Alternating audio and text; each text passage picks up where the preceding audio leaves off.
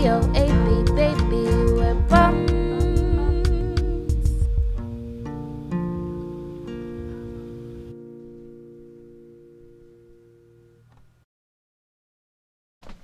Okay, so the number one reason why we halted our cruising plans was the inboard.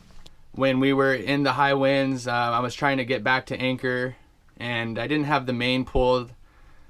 Kind of got caught off guard a little bit. Had to run the engine up to about 2,000 RPMs. When we dropped anchor, this cap had blown off, the overflow tank. This was completely full and it had overflown and was in my bilge, and it was saltwater antifreeze mix. So because this was full, I assumed that the engine was overheating, even though the temperature gauge did not even read 150. So I thought my temperature gauge was broken and we have an overheating engine, plus we have salt water mixing with this, our closed cooling system, which is antifreeze fresh water. And this is closed, so there should be no water coming in, especially salt water. We already have dealt with that issue before. I believed it was the original problem, which was this elbow right here. And when we first got the boat, it took us a while to get to the bottom of it, but this elbow was completely clogged. And so whenever the salt water would rush through the heat exchanger out into here, it would have nowhere to go, so it would back up, blow this boot open, and then salt water would come into this freshwater antifreeze cooling system here, the housing for the heat exchanger, and then it would proceed to overflow. Look familiar?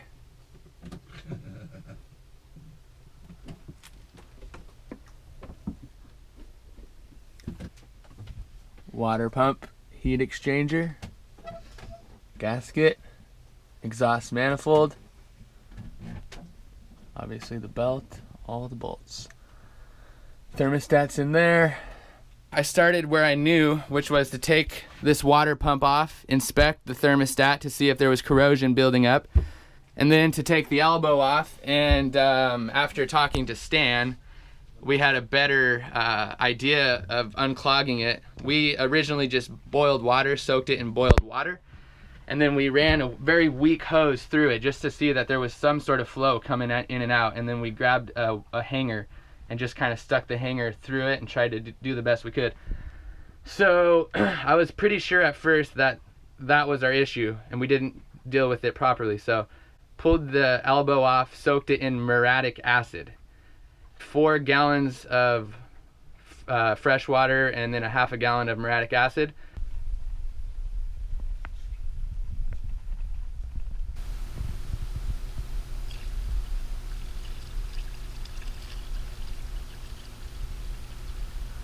Here's the elbow. We're going to try to get the corrosion. The corrosion we believe is right in here and you can't take this apart. So it's really hard to get in there.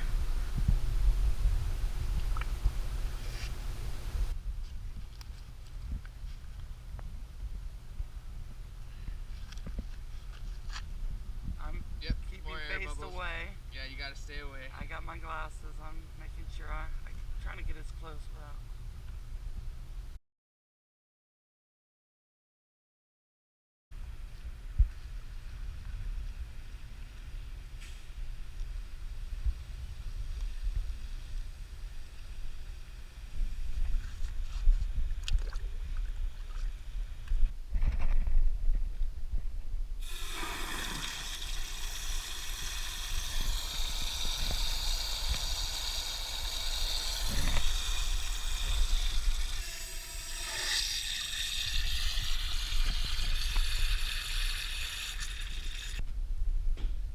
Went to Home Depot and got the drain weasel.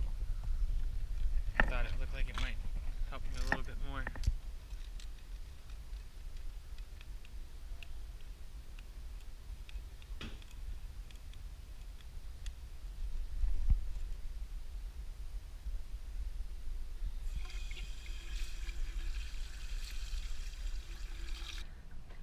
Put it all back together, and when I ran it up to here on anchor, just in neutral. I ran it up to 2,000 RPMs for a little while just to see. When you run it at higher RPMs, the impeller spins faster, which moves the salt water through the system quicker.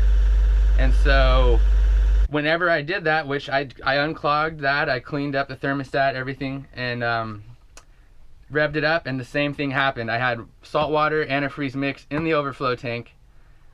Also, keep in mind, I was still under the assumption that this was bad exhaust, so my main focus was to try to see a lot more water flow, a lot less air. So immediately I thought that I had done nothing when I saw the exhaust like this. And it was pretty soon after I started the engine, so my temperature gauge was not reading hot, so we were not overheating, but still it was mixing, even though that elbow was completely free and clear after that muriatic acid process. So then I proceeded to try other things. We found that this impeller gasket was a little bit old, so we thought maybe there was air getting into here. That needed to be replaced. The elbow needed to be cleaned, but that wasn't the issue. Up until this point, I thought that the exhaust on our boat was bad somehow because there was air. It was kind of pressurized air-water mix. I've since learned that that's actually okay. You're supposed to have air and water coming out of the boat exhaust combined. So I stopped looking for bad exhaust and overheating engines and started to narrow my focus down on just salt water mixing with the freshwater cooling system. Then I found something that we were already aware of, but I had forgotten, which was this little tiny pinhole needs to be at the top of the heat exchange. So when that was on the bottom, that was obviously letting salt water into the system. So I did that. Still the same thing, rev it up to high RPMs on the anchor, and boom, overflow tank. As soon as I got over about 1,700 RPMs, it would start overflowing. Salt water is mixing with the cooling system again. So it was this long process. I mean, I did a lot of things. I even pulled off our intake hose and blew until I heard bubbles coming out of the bottom of the boat. I just went through all the hoses, the entire cooling system, made sure there was no clogs in the hoses. Everything looked good. It was getting confusing. Then I learned that the way that you install the heat exchanger on this Volvo Penta MD2030 is huge.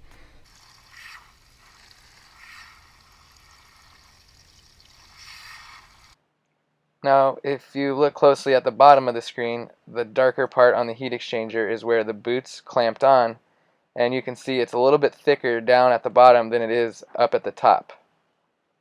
Eventually, what I learned from reading some forums is you want to take both of these boots off. There's the two hose clamps. Pop the back boot off, and then what you do is you put the heat exchanger in, and then you measure it, and you want it to protrude equally on both sides.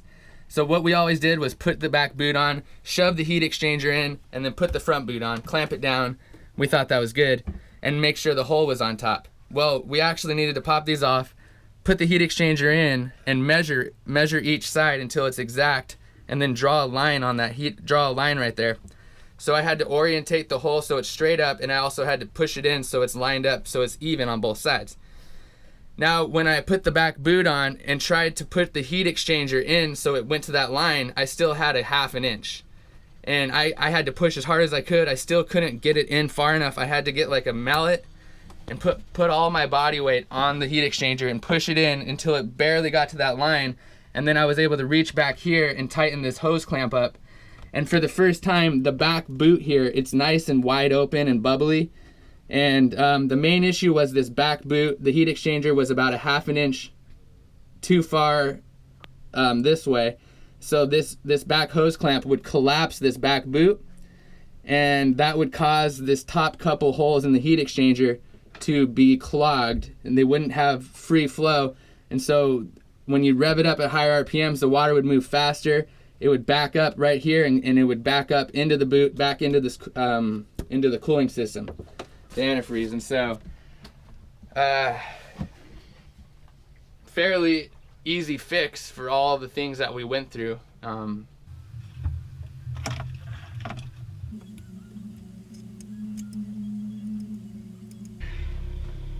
Let's go! And now she seems to be running good. So we'll just we'll see what happens next.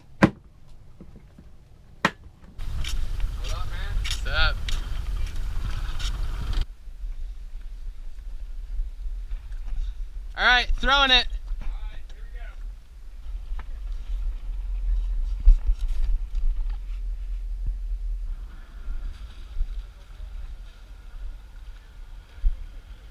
Enough, man. That was perfect. Didn't quite break up, came close, but then everything settled down, turned the engine off, and the air cleared. And so that was our first one. Our second trip was the emergency trip when we sliced the anchor line. So then our third one would have been motoring down to Port St. Lucie. So then our fourth one was with Dan. That was drunken middle of the night sailing. So fifth one was down here. And there were two other like 1.5 2-mile trips of moving from one marina to the next. Pop, pop, and you could hear all 3 strands of the line go. She's like, was that the anchor line? She goes, that's the anchor line, I saw it. I'm like, let me run it, make sure. And I'm pulling the anchor line and she's flying up in my hands. Yeah. Get to the end of it. Yep, that was it. Throw it down. We're going sailing. Pull the jib out. So what's going on here, Leslie? I'm holding the boat into the wind so we can set our sail. All right. Here we go. Do this.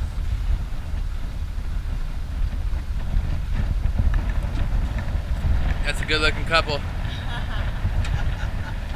Those are custom made shorts, ladies and gentlemen. Yeah, get yours. Fitted and everything. Mochaccino. Saber Mochaccino is the guy's name. He's one of my dad's neighbors.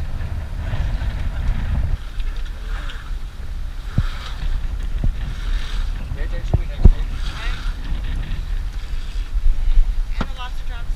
Or crab traps.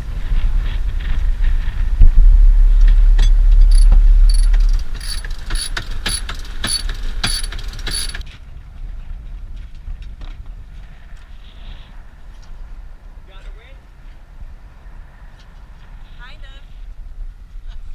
Get it into it.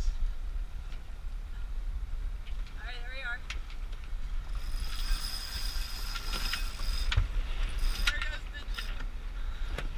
All right, go ahead and come off, babe.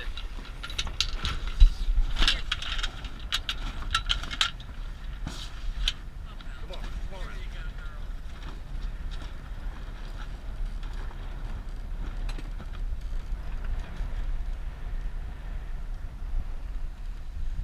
All right, babe. Comes back a little bit before. Hold. What's your course setting here, babe? We're sailing. We are at 140. Hold back. Oh boy. Oh boy. Oh boy. Oh boy. Oh, you look like you're doing something crazy. No engine. No engine? We're sailing. Sailing. That was quick.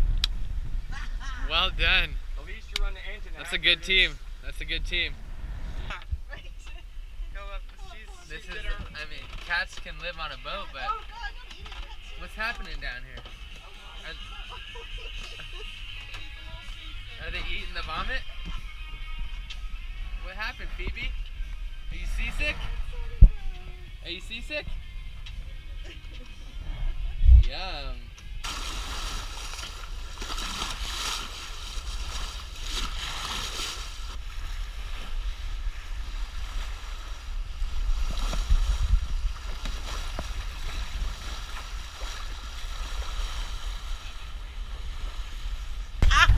So a jibe is when you cross the eye of the wind with the stern of the boat.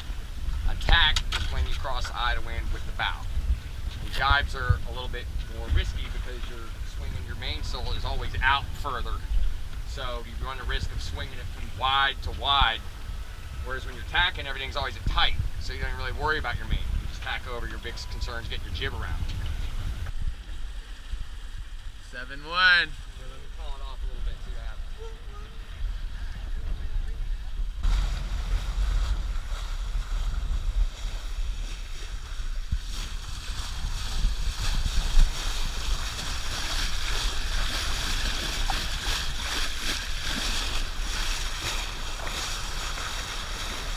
The wind was coming basically dead out of this way the whole time. It was basically coming out of the northeast. So when we came down, we went with a beam reach for the most part.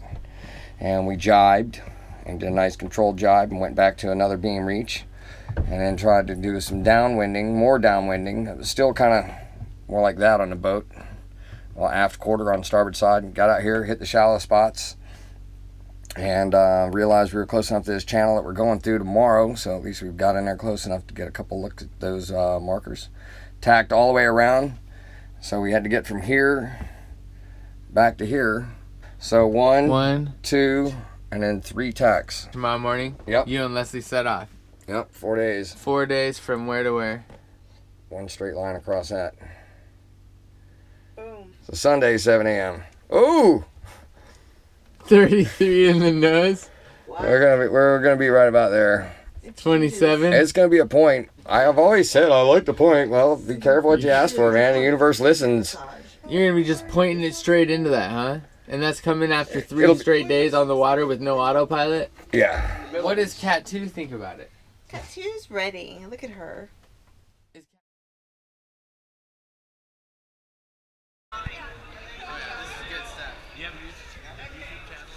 Yeah, a little YouTube, yeah.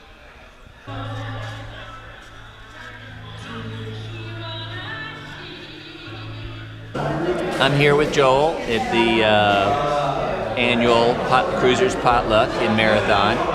It's a small world. I thought he looked familiar, and vice versa. We ran into each other in Cuba last February when I went there on last bid, and he was there in Shock Mate. Unbeknownst at the time, you know, we were talking to each other each day as I'd walk to and from the showers, or I'd see him swimming by the boat looking for lobsters. But that's kind of what the cruising world is about. You don't know when you're going to see somebody, you don't know where you'll see somebody, but inevitably you cross wakes once again, and that's part of the cruising lifestyle. Bones on a boat. B-O-A-B, baby, we're B-O-A-B, baby, we're B-O-A-B, baby, we're bums.